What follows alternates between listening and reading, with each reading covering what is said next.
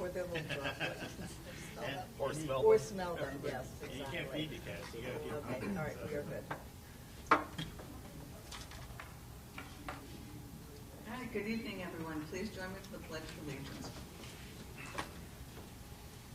I pledge allegiance to the flag of the United States of America, and to the republic for which it stands, one nation, under God, indivisible, with liberty and justice for all.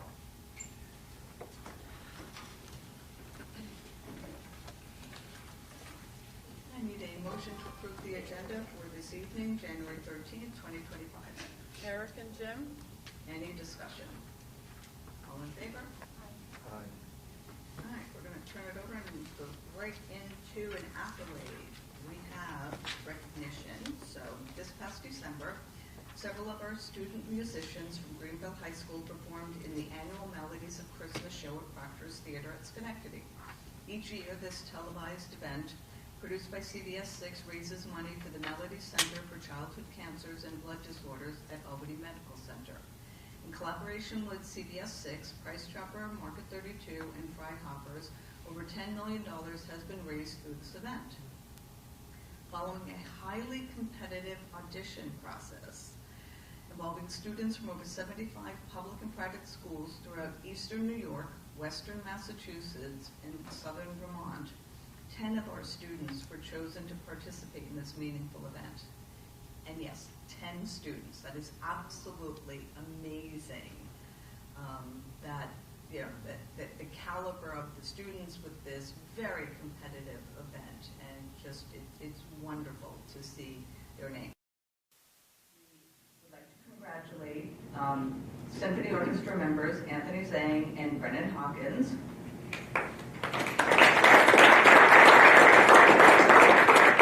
As well as the Empire State Youth Chorale members, Cecilia Bucci, Scarlett Coons, Layla Overbaugh, Carl Houlihan, Michael Smanska, Brody Shaver, Gigi Stewart, and Amara Thompson.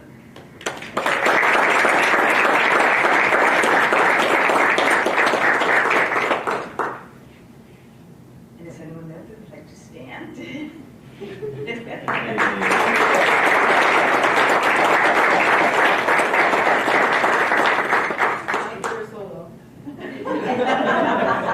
They could, absolutely.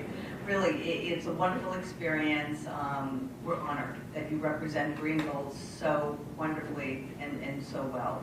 Thank you. Thank you for wanting to do it, for being ambassadors for Greenville, and keep up the good work. Thank you. Thank you. Good job. All right, so I'm going to move us on to the open forum. And the Greenville Central School District wishes to facilitate public access to the meetings of the Board of Education and to provide an opportunity for public comment at these meetings. Accordingly, the open forum provides an opportunity for members of the public to share thoughts about topics on the agenda. An individual's comments shall be limited to 5 minutes. Additionally, comments may be emailed to the district clerk, Daphne Pearson, using the email pearsond@greenvillecsd.org. In order for an email to be read during the meeting, it must be received by 4 p.m. on the day of the meeting and state that the email is to be read out loud. Emails shall be limited to 600 words. Please note that this is not the time to register complaints that need to be addressed confidentially through the proper channels. Remarks that might be considered defamatory, obscene, profane, stigmatizing, or otherwise impermissible in public forums are prohibited and will be declared out of order. Board members actively listen during open forum but may not immediately respond to comments. Is there anyone that would like to speak? Do we have any emails? We do not. Okay, then I'm going to move us on to the public hearing. So we have 5.1, senior citizens tax exemption and persons with disabilities and limited income tax exemption. All right, so public hearing is necessary due to the increase in income limits for the 2025 year, which were approved by the Greene County on December 18th, 2024.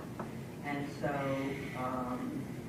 there is an exemption percentage based on the income for that. All right, so any comments? All right, then I'm going to move us on to our presentation. We have Relay for Life, and Tanya Fricke is going to be sharing some information with us. Welcome. Are you doing anything here? Back? Debbie. So.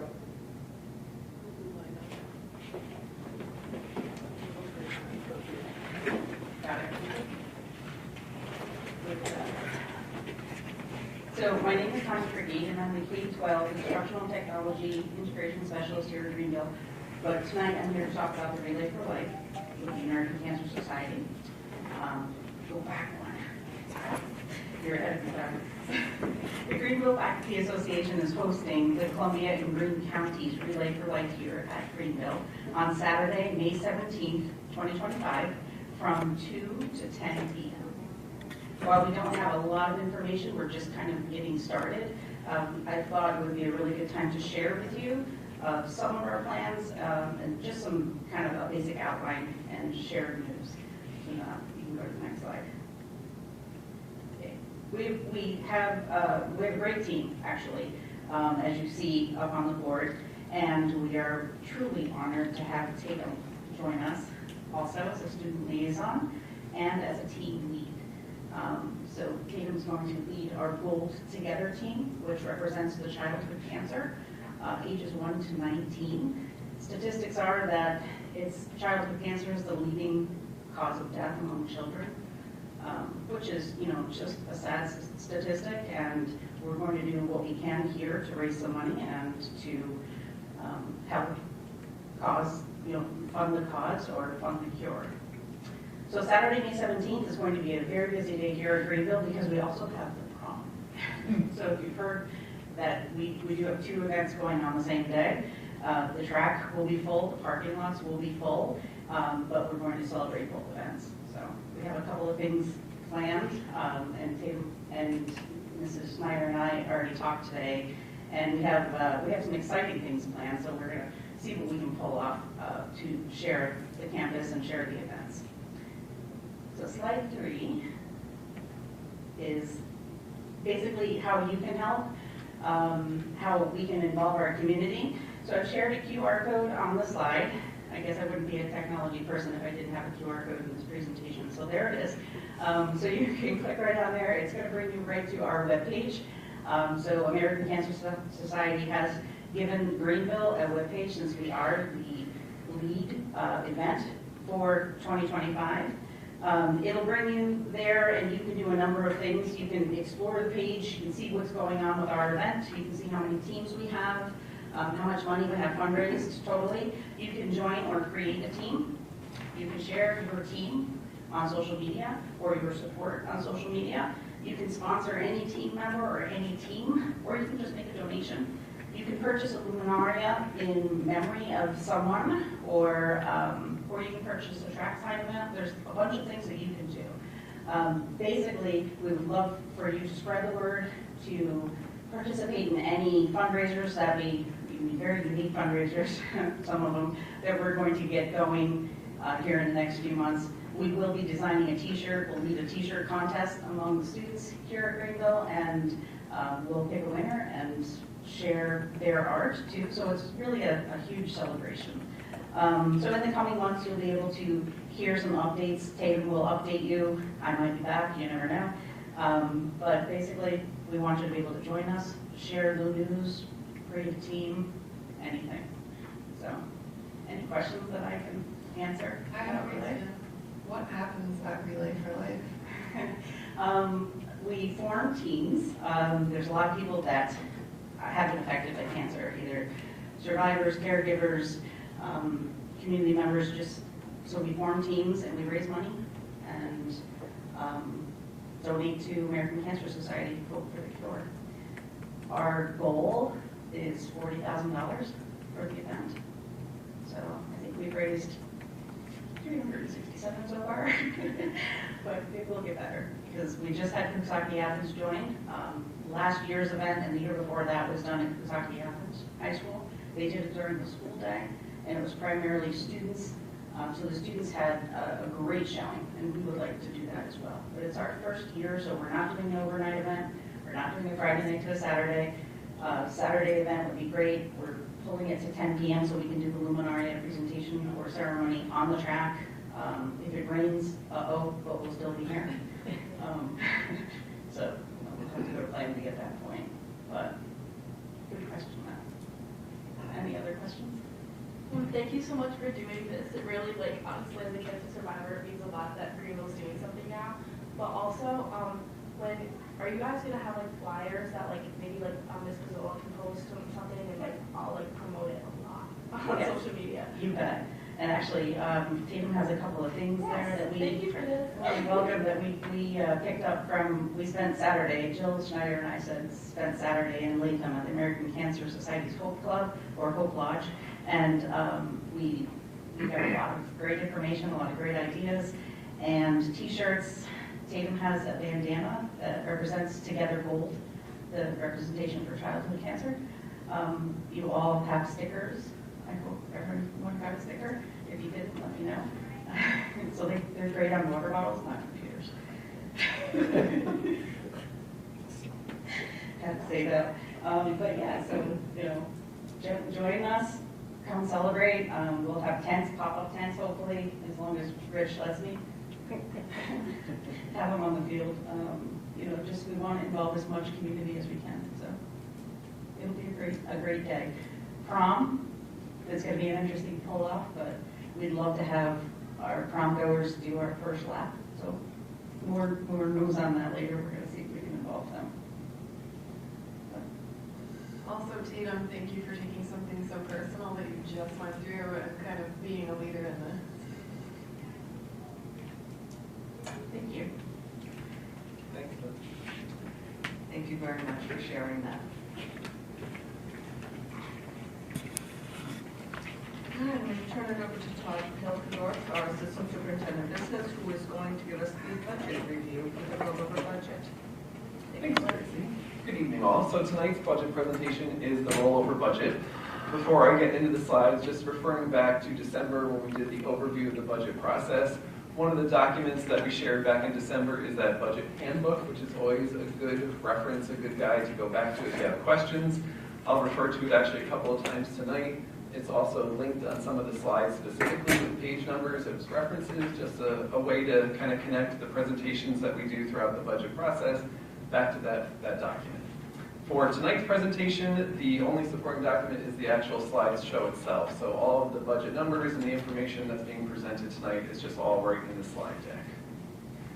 The first couple of slides here that I'm going to talk through are the same slides that we use in each of our budget presentations to ground the work that we do in the budget development process. So this first one is district mission and goals. This should look very familiar. Our mission as a district, a place where everyone learns, teaches, and belongs. And then those three overarching goals that we have, the curriculum, culture, and community. So this is always at the start of our budget presentations because we want to make sure everything that we're doing in our budget work and the fiscal responsibility that we have as a district, we want to make sure that that's lined directly up to what we are saying we want to achieve in our mission and goals. Second slide also, hopefully looks familiar. This is our budget calendar in a graphic format. So right now we are in January. If you look down that column that is labeled as January in the dark black color, you can see this is a busy month. There's a lot of things that overlap and happen during the month of January in the budget development process. So tonight we're here looking at the rollover budget. That's actually been something that's been worked on in my office, in the business office, for the past 2 months. We have a collaborative process here at Greenville for budget development overall. So throughout October, November, the administrators work with department chairs and team leaders to gather information from them. That comes together in December and January when Mr. Bennett and I meet with each of the administrators to go through their budgets. So that's happening currently right now. All of that information is funneled together and really becomes the February presentation that we'll be giving you. And then also in January, in my office, we're reviewing fund balance. So current this year, what we have in fund balance and our reserves, and trying to start to project towards the end of this year where we'll end up. And starting early steps in the tax levy limit, so figuring out what our tax cap will be for this year. Can't fully calculate that quite yet, but starting that process. So again, January is a busy month with a lot of things happening. throughout this month in the budget process. And the third slide, again, this is in each of our budget presentations, taking all of the things that happen in the budget process and really taking kind of three major decision points where important decisions have to be made. The first one on the left is manage program and staffing. This is part of those conversations that we're having right now with administrators and looking at our enrollment and where our special ed students are across the district, those types of things, where our current programming is and where we want it to be next year. That's a big decision point in the budget process. The second one is the use of fund balance and reserves that I just mentioned. We're starting to look at that and thinking about how we want to use our current fund balance and where we want our reserves to be at the end of the year. And then the third one, I also mentioned that tax levy piece.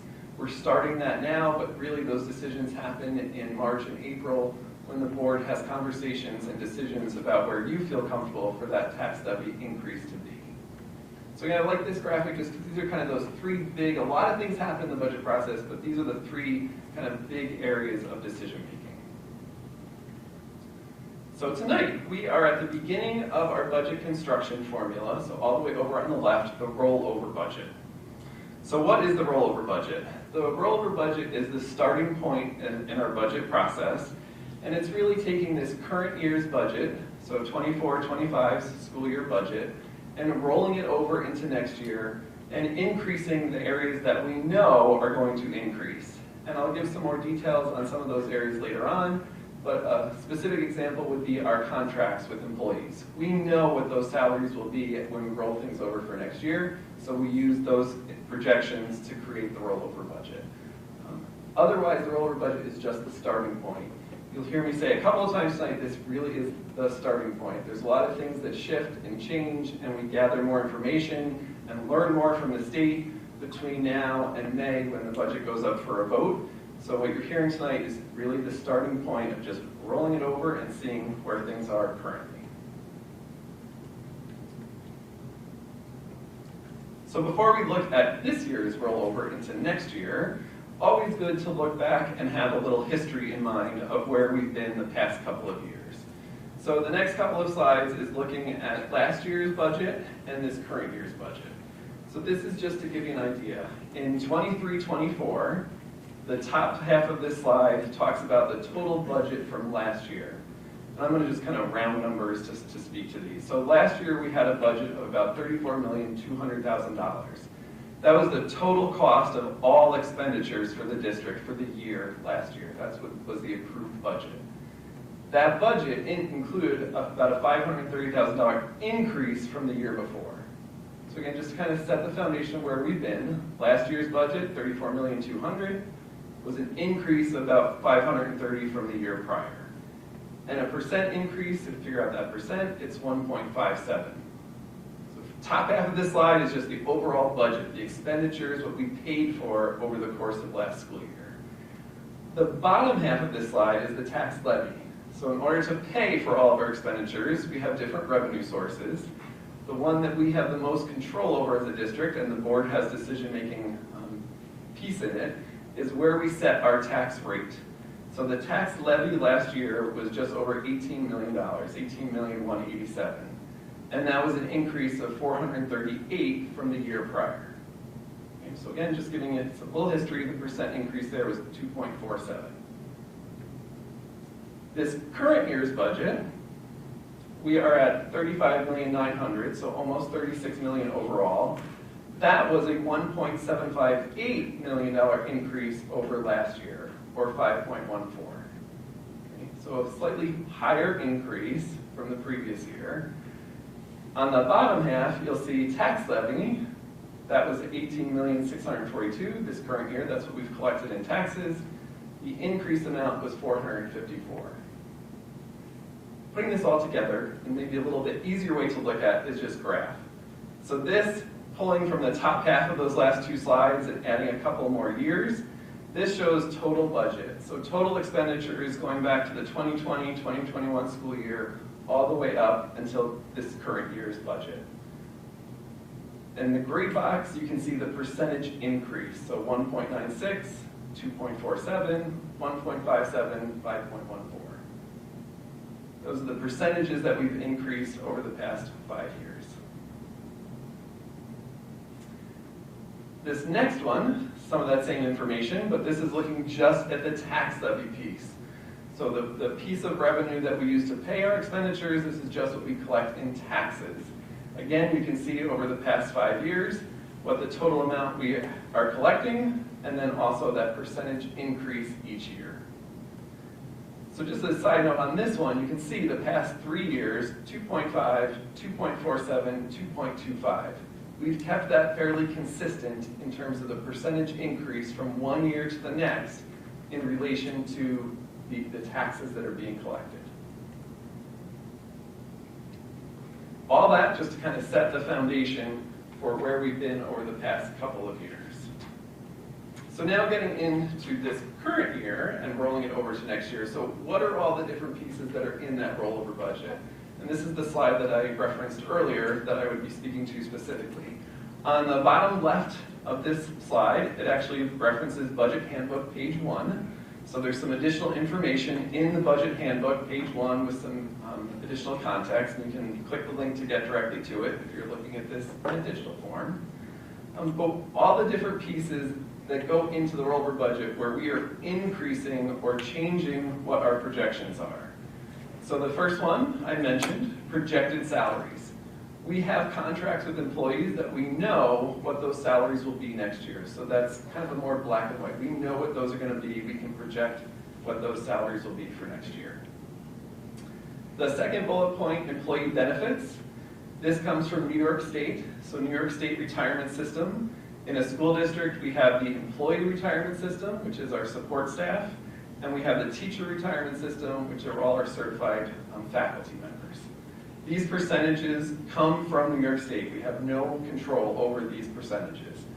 For the employee retirement system, right now they're predicting an average rate increase, or not increase, but an average rate of 16.1. So meaning 16.1% of the salaries that we pay out, we will also have to pay into the retirement system. And for New York State teachers retirement system, it's a preliminary rate, but it's between 9.5 and 10%.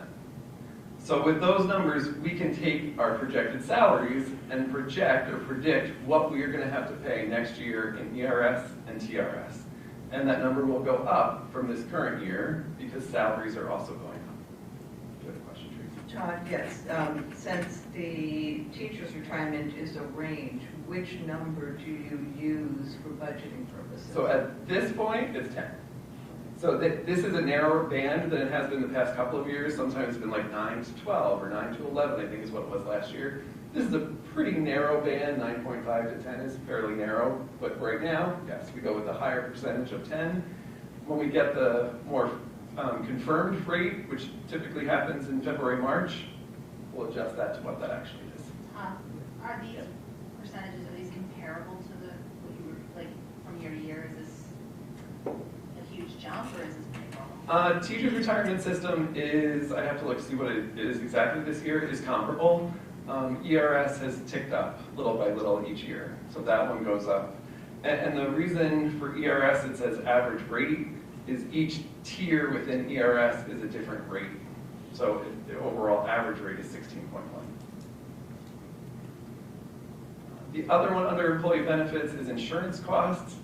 This is one of the largest kind of unknown variables right now this early in the budget process in terms of where those increases will land. Right now, we're estimating a 15% rate increase from this year to next year.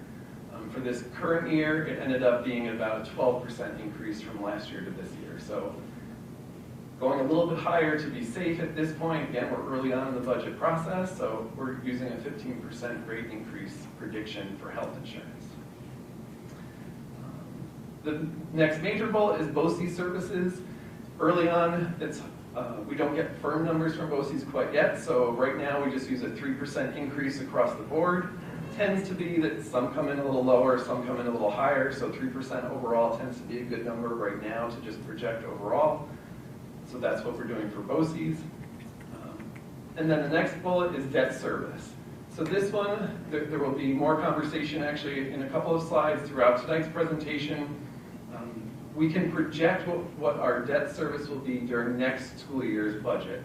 So what do I mean by that? Anytime we purchase buses and we borrow money and take out a bond, that's part of our debt service. We know what our payments are going to be on that bus. Previous capital work, we know what our payments are going to be during next year for that work that maybe happened 10 years ago. This year, a specific area in this part of the budget, which is important to talk about, is the current capital project, so the work that is happening right now. It's amazing, great work happening across the campus. That project will come to an end this fall, and we have to close everything out, meaning everything has to be tidied up and paid and forms submitted to the state by the end of December. The reason for that is because by completing that project by December of 2025, we will get what is called a full year's worth of aid on that project in the 25-26 school year. So when we start looking at specific numbers in debt service, you're going to see large numbers, a large increase, and these are still estimated. We'll have a clearer picture of this by really the end of January when we meet with our financial advisors and they're projecting out what the bond will be. But approximately a $1 million increase to start paying back the money that we will have been borrowed for this project. Important point is that yes, it looks like a big jump, and it is, over $1 million to start paying back that bond. It is offset by a pretty equal amount that we will then get back in building aid next year. So this was something that when this project was designed, starting maybe even 5 years ago when the project was first set out, and figuring out the financials behind it, it was designed so that when the debt came online, when we started to have to pay for that debt, it was also offset at the same time by the building aid that was coming back. This is why it's also incredibly critical that all of our construction stay on track, and everything that happens this coming summer needs to go smoothly, and we need to get everything completed so that all that paperwork is done in December so that we get the aid flowing. Critical for this project. So for the purpose of tonight, again, you're going to see in a couple different places, there is this increase in debt service of over $1 million. When we talk about revenue in March, we have some time before we talk about the specifics of revenue, but when we get there in March, you'll see an offset to that of about $1 million coming back to us in building aid. We will be on time. Yes, we need to be on time for that to happen, correct, but we will be. And everything right now, like we're in a good place with that to happen. And so just to kind of clarify, because you're saying December of 2025, but yet our fiscal is from July. So can you talk a little bit about? Correct. It's one of those rules within the state and state capital projects it's in schools, and the aid, as long as you get your final cost reports, which is what they're called, the final submissions that we give to the state, as long as you get them to the state in December, you can get the full year aid within that school year. If you miss that December deadline, you actually get a portion of the aid the second half of the year, but you don't get the full amount until the following school year. Again, critical that we get everything completed and submitted by December. And then the last bullet point on here isn't necessarily a rollover budget piece, but just something that I wanted to draw a little attention to. Having been in this role for a year now, just looking at budget codes and where some things are budgeted, just kind of cleaning and tidying some things up. Some of that is just what we call certain codes, making it a little clearer. May have been a code that was called one thing 10 years ago and it's used for something maybe a little slightly different now. So you might see some codes that their names have changed. Or another example would be where we are budgeting some specific technology costs.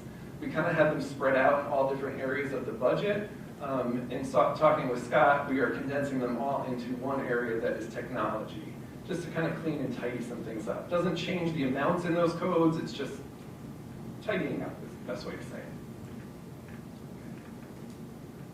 All right, so one more slide, now that we're talking about rollover budget specifically.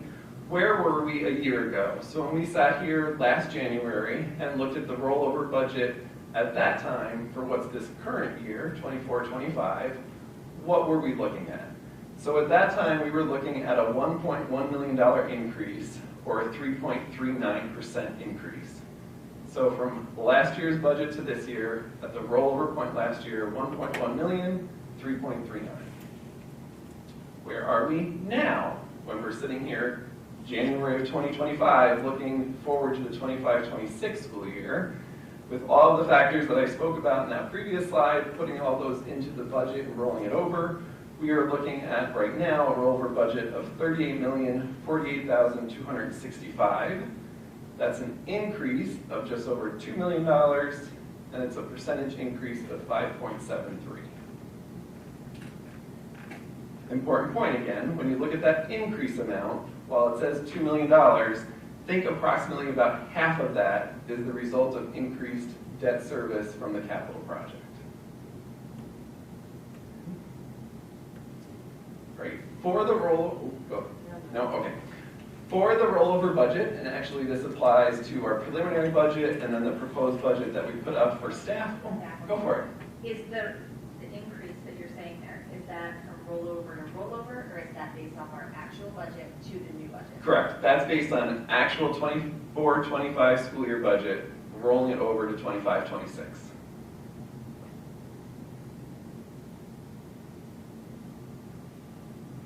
So New York State requires that we present the budget in what's called 3 components, or 3 different parts of the budget. This slide gives just a large overview of what's in each of those 3 areas. I'm going to speak about each one individually, so won't go through all of the lists on this slide, but just know that this is a good reference point to look back each of these areas: administrative, capital, and program, what's included in each of those areas. And again, this is an area where if you look on the bottom left-hand corner, there's a reference back to that budget handbook with significant more detail in what each of these components include. So we'll look at each one a little bit. So the first one is administrative component. So the administrative component includes salaries and benefits of certified staff who spend 50% or more of their time in administration, as well as their clerical staff. What does that mean? That's the majority of our administrators, our building principals, and their clerical staff. It also includes any costs associated with the school board, tax collection, legal and auditing services, and then the administrative costs that we pay to BOCES.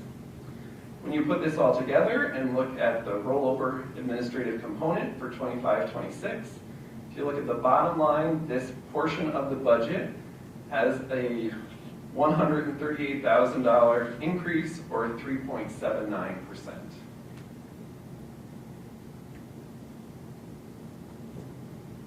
The other 2 areas, capital component and program component.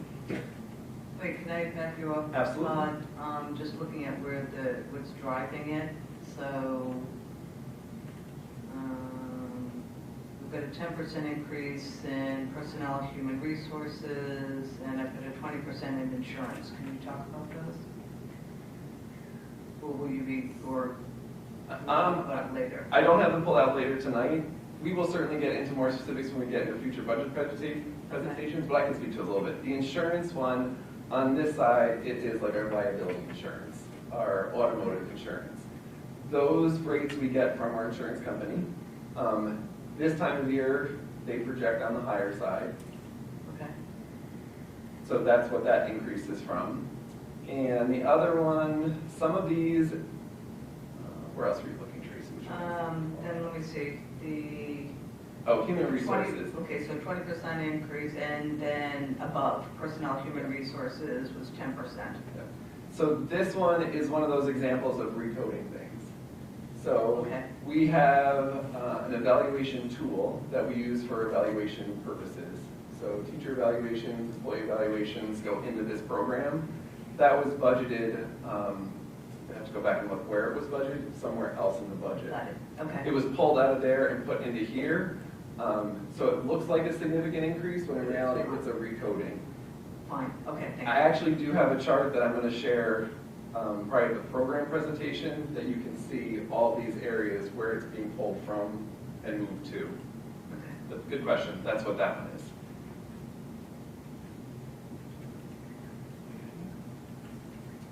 Right, so capital component, just what's included in that. This is the salaries and benefits of maintenance and custodial staff. This is our debt service, which I was referring to earlier, our bus purchases, Facilities costs, maintenance, repairs, and if we had a small construction project, we don't currently, but that would also be included in here. So when you look at the capital component, this is where that debt service piece comes into play. You will see a total capital increase from this current year to next year of 1.18 million.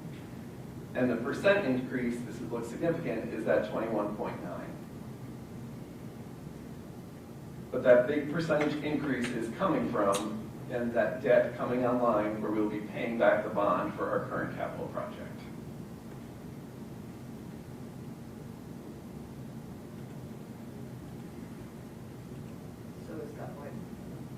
So is that why it's negative? Debt service on the ban. Good question. BAN. So the debt service on the ban, so a ban is what we use to borrow money in the short term. So currently, right now, we have our capital project ongoing. For that project, we had $2.6 million in capital reserve that we had basically in our savings account, right? And this was all part of the design of the current project. But we had about $2.6 million saved up to start the project. We spent that money down first, right? Because we held off borrowing money as long as we could. So we spent down the $2.6 million we had for the start of the project.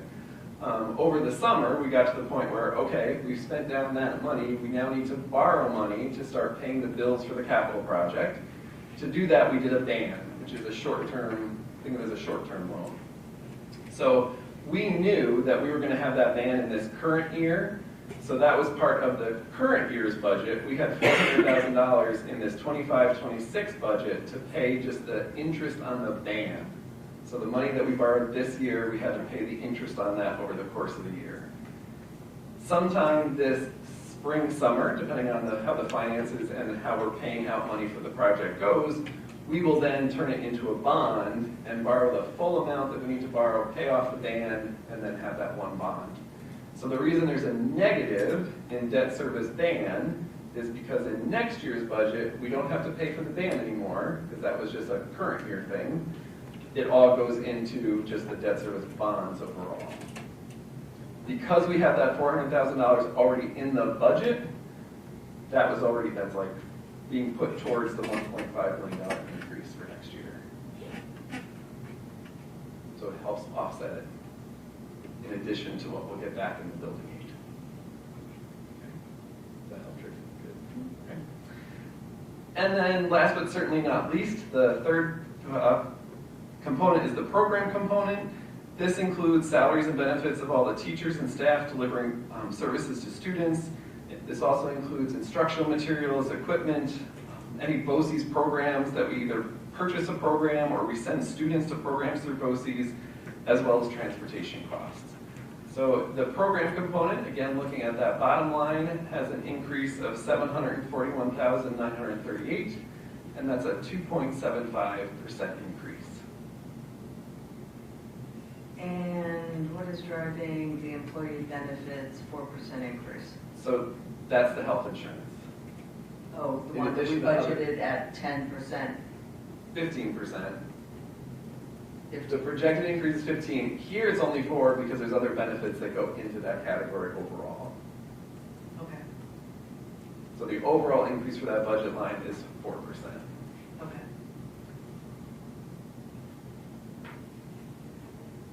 So those three components, administrative, capital, and program, are what we always have to break the budget down in order to present and share it with the public. So if we take that and just put it into a pie chart, this shows overall what percentage each of these areas makes up. So program makes up the vast majority, 72.74% of the overall budget is made up by everything in that program component. 17.28 is made up by that capital component, and 9.98 is made up of the administrative.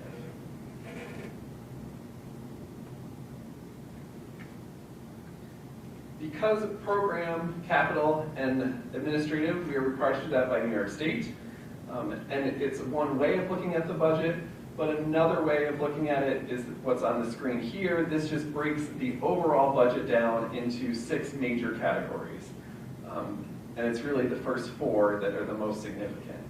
So this is breaking it down into the salaries and benefits, contractual services and tuition, BOCE services, debt services, and then interfund transfers, which are a small amount overall for us.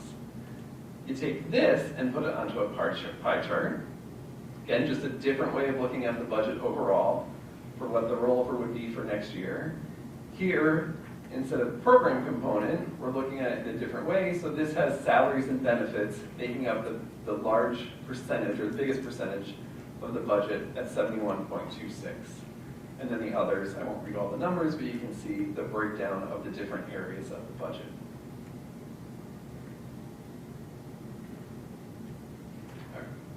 So key takeaways at this point.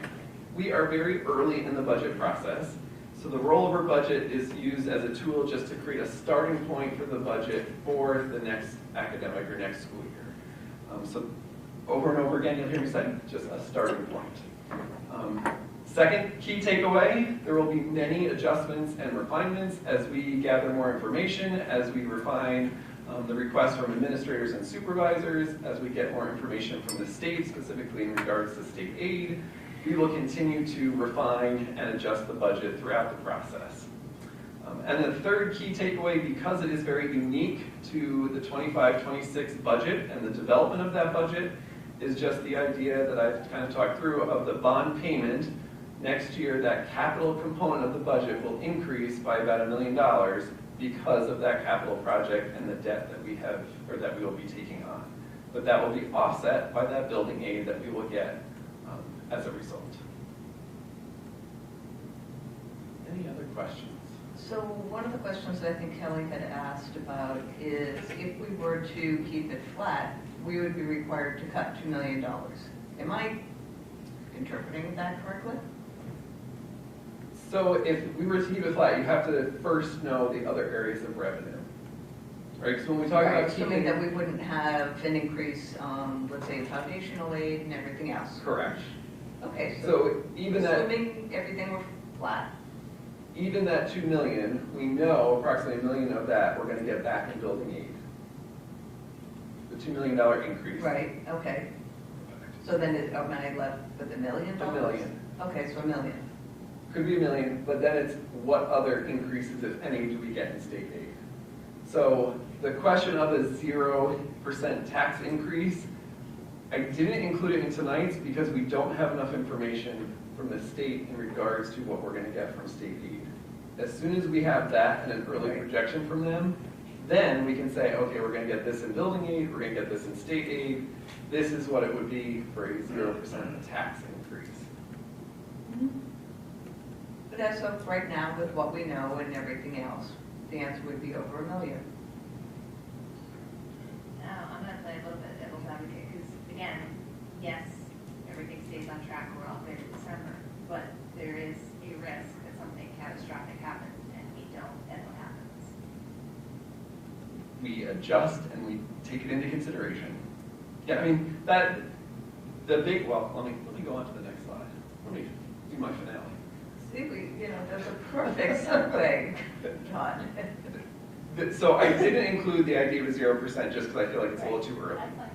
With that said, looking at where our current, where the factors that go into state aid, last year we were very fortunate just by the way that things happened and the data for our school, part of it was enrollment-based, part of it was poverty-based. Last year we had a significant increase in state aid while other districts around us did not. That was just the way it worked out last year because of our enrollment and different pieces of our data. Looking at that data from last year and that data that we have from this year, it is highly unlikely that we will see that level of state aid increase from this year to next year. Worst case scenario is we get less state aid. That's unlikely, but it's still unknown until the governor comes out with her executive budget and we get an idea of, is she sticking with some of the things she was saying last year about getting rid of hold harmless? Or is hold harmless back on the table, meaning districts would never receive anything less?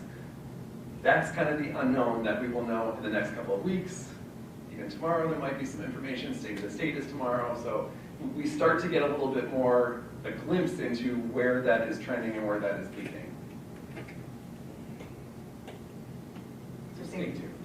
overall the sentiment has been it's going to be a difficult year in kind of what's coming out preliminary from Albany. At least that's my interpretation. Has anyone heard anything? It's going to be a bed of roses? I don't know, she said the other day, why don't all kids get free lunch?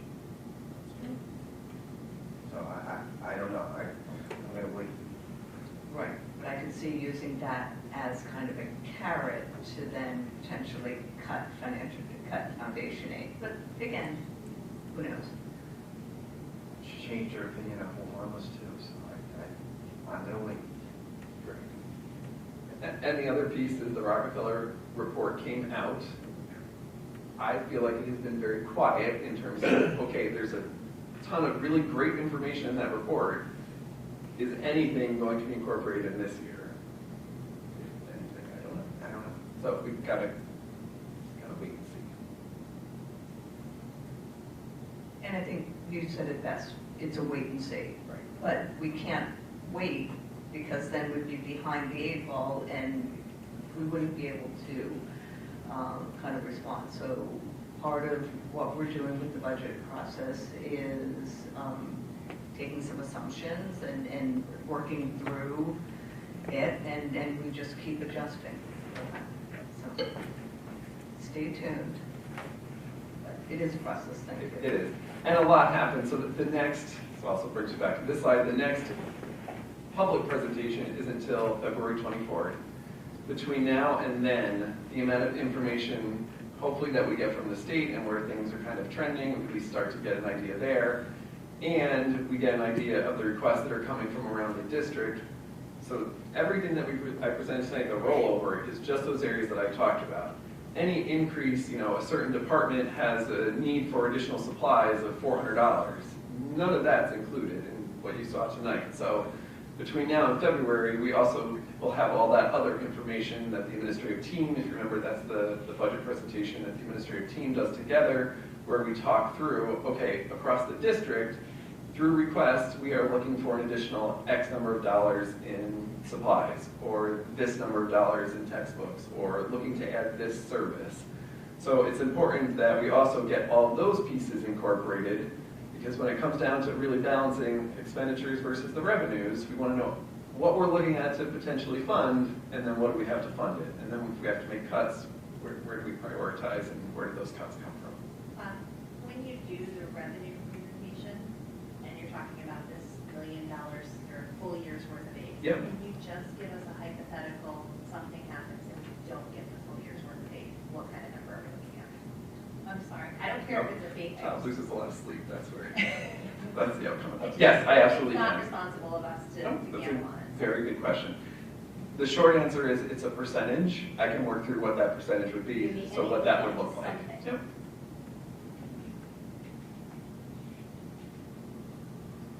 And Yeah, then question. preliminary runs generally come out in February, is that correct? State runs? Yes. End of January. And, okay, all right. The executive budget goes into the first runs, which is usually by the end of January. And that's it for rollover budget. If anybody has any other questions? Any other questions? Thank you. One quick thing, can we, those of us that do have, we're with athletics and we like paper, can I get my physical copy to put in my binder? Just this, but it references the different pages, so that is from the previous? Yes, it's the previous, the budget handbook. Right, so I take this and I put it in, but in the budget handbook, then there isn't a separate attachment, or it's already there? It's already there, correct. Yep, it's just referring back to To what is already what you there? got in December, correct. Beautiful, okay, thanks. We could do those a little larger though, just looking at it, if that's what you have. But Okay.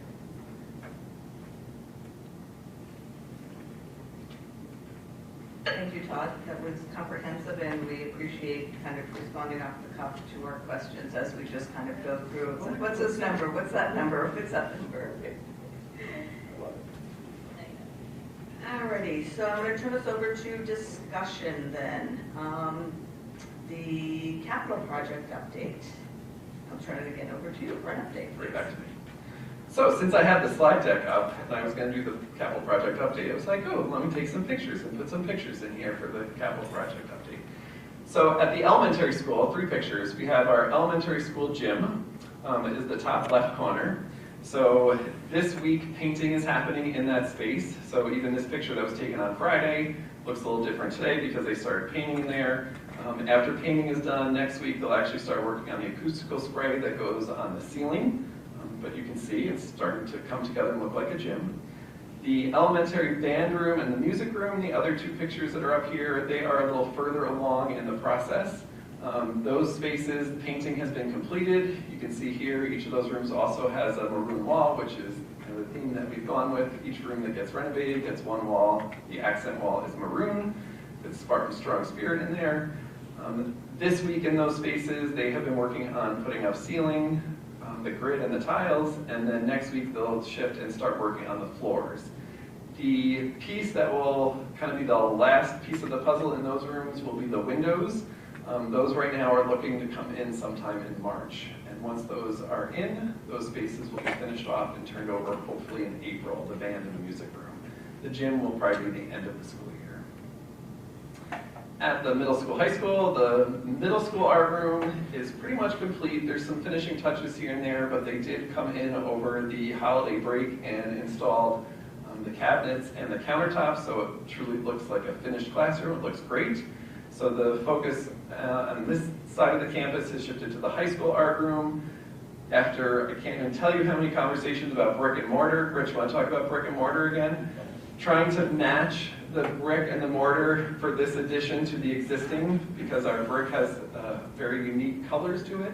So after many, many conversations, I'm glad to say I think it looks fantastic. They really did a nice job of continuing to search out and find brick and mortar that would match. So I included the one picture there. The scaffolding will actually come down tomorrow, so we can truly see what that whole addition will look like. But the exterior is pretty much done with the brick. On the inside, they've completed painting. They're working on the ceiling currently. Again, they will also shift probably next week to flooring, and then within the next couple of weeks, cabinetry and countertops will go in that space as well. The last piece here, similar to the elementary school music rooms, will be windows. So hopefully this will also be end of March, early April turnover so that teacher and students can get in those spaces. So brick and mortar, I thought there were 3 types of brick. Is that true, or was it more? The final product? The final, what's on the building is made up of 3 different bricks. There's 3. Yes, that were different ratios put together to match the existing. Thank you, guys. But that was after looking at probably, I don't know, 8 or 9, and some were backordered. And it was worth it, because if it looked different, it would look weird, to be honest. So the best we could, it matches the existing. Thank you for doing that, I really appreciate it. Yes, I think that 10 years from now, when we're looking at it, it will Exactly. blend in seamlessly, and so it was worth the wait. Yep. Thank you. All right, any questions related to the capital project? All right, then I'm going to Wait, move. I do have a quick Go question. ahead. So you said, what is the work that if all these rooms are getting turned over by the end of the school year, what's left after that? So the next phase, which is really next summer, is all of the elementary school. Yeah, correct, this coming summer, summer of 25. We are in 25 now, aren't we? So summer of 25. Once the high school art room is completed here, that's it for this building. Everything then shifts to the elementary school, and there's another 20-ish rooms that are being renovated at the elementary school. Classrooms, office spaces, the current art and music rooms are being renovated so that there will actually be hallways to pass from the back wing to the front wing. So there's a significant amount of work that will have to happen summer of 25 at the So elementary does school. that displace the teachers and the staff down there again this summer? This summer, yes. Okay. So this summer, the building, like last summer, will basically be closed. So even Mr. Urban already knows he'll be having a vacation stint in the high school building somewhere again, or remote office. So yes, the elementary school building will be closed except for construction. All right, thank you. Let's see, the next subject that we have under discussion is the cell phone community forum, and my name's attached to that, so I can just provide a brief overdate. If you could mark your calendars, please. We selected, January 22nd in the evening as the tentative date, and there, what we're looking for is to have a workshop with the community for that. One of the things we're waiting on in order to kind of determine what the exact, what it's going to look like, what the structure is going to be, is really see if the governor addresses anything in the state of the state.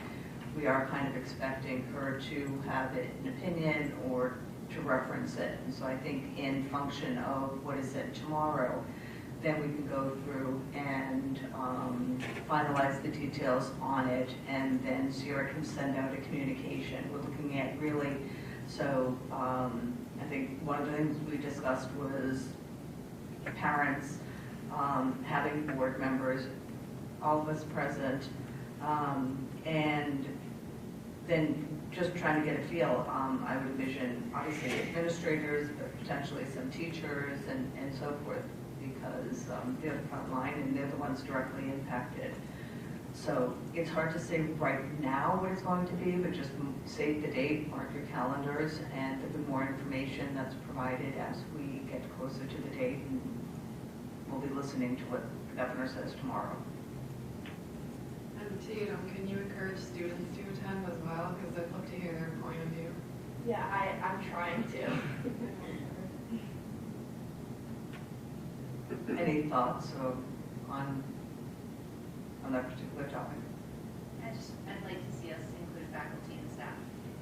Show that it gets up to them. I know it's a keep thing away, but I think it's important, like you said, they are the front line. I don't know if they can't make it, can we accept like written information or anything like that? Absolutely. I'm not like entirely sure if you could answer this, but do you know when they would like enforce it? Like would it be like an immediate thing if she like decided to? My guess is it would be for the next school year, but you know, my crystal ball's a little cloudy right now, so. As with anything, it's like, you're looking at policies, you're looking at people are gonna have questions and everything else. So I'm sure there'll be some type, if anything in fact comes out of it. And Tracy, I did reach out to Janelle with PTSA, and she sent out a survey of those members to see if they had any input and to kind of encourage them to come as well. Thank you, that's a really good point.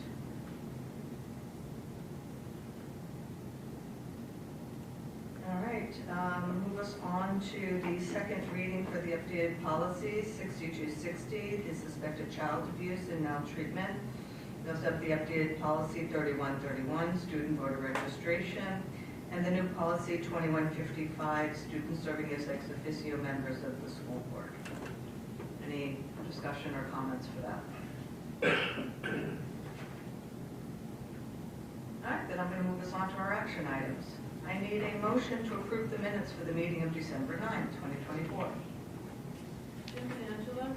Any discussion? All in favor? Aye. I need a motion to approve the finance reports for the month ending December 31st, 2024. Kelly? Angela? Any discussion? Yeah. Go ahead. Todd, on your, more of a question.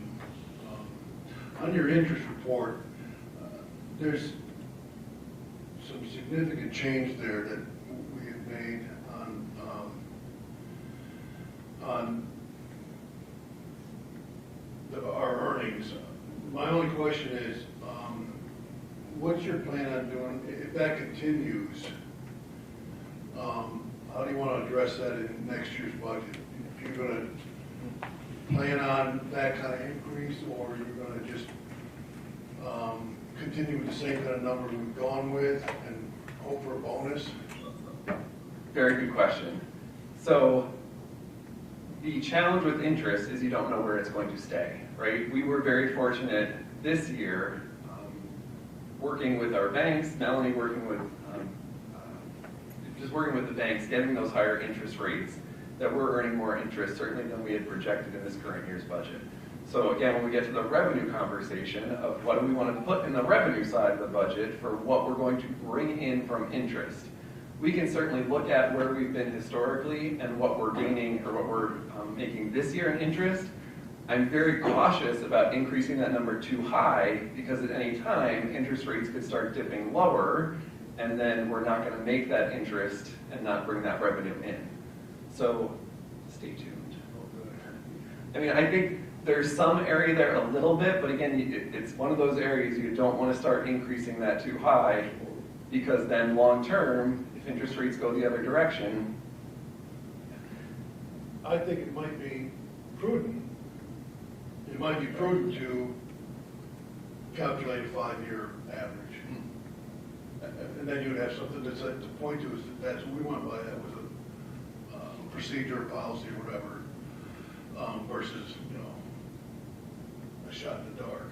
Yep. I do agree that recently interest rates have gone up, so we're getting the benefit, but for 5 years ago, it was like 0.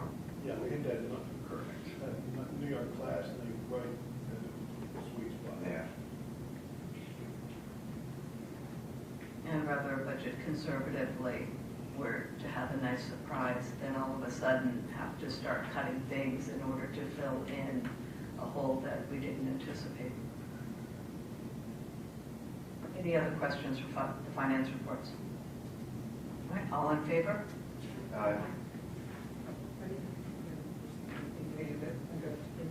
Did I not do it first and second? Okay.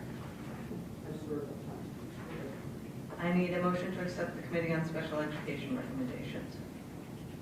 Jim, Kelly, Any discussion? All in favor? Aye. I need a motion to approve the personnel agenda. Kelly, Eric, Any discussion? All in favor? Aye. I need a motion to approve the senior citizens tax exemption and persons with disabilities and limited income tax exemption sliding scale. Angela, Kelly, Any discussion? All in favor? Aye. I need a motion to approve the professional development plan statement of certification. Jim and Eric, Any discussion? All in favor? Aye. I need a motion to approve the resolution to nominate Dave Finch to the Rensselaer Columbia Green BOCES Board. Everyone, right. Any discussion? All in Thank favor? you. Yes, thank you. All in favor? Aye. I need a motion to adopt the resolution of the Board of Education of the Greenville Central School District to authorize the district clerk to unseal and open the ballot box and destroy official ballots from the December 2022 capital project vote. Jim and Eric, Any discussion? All in favor? Aye. I need a motion to approve the surplus items. Eric and Jim, Any discussion? All in favor? Aye. Any discussion for our next meetings or future topic?